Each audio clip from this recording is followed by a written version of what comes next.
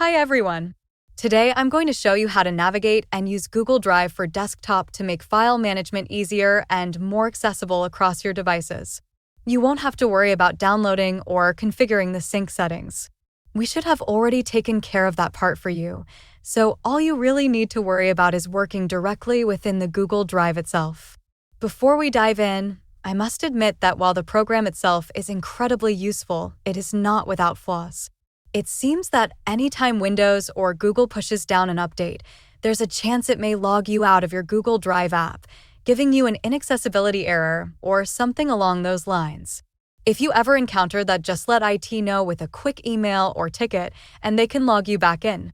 You can access your Google Drive files directly from your computer's File Explorer or searching for it in the Start menu by simply typing in Google Drive and clicking the app that shows up in the results. This Google Drive folder works just like any other folder on your computer.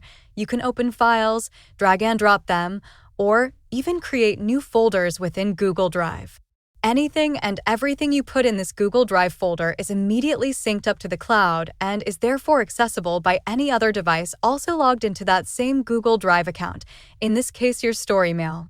While you're certainly not forced into using Google Drive for your file storage, keep in mind we pay monthly for business-class Google accounts that come with a lot of storage, so why not take advantage of it? It comes with the peace of mind knowing that your data will still be there if your computer ever dies or needs to be replaced.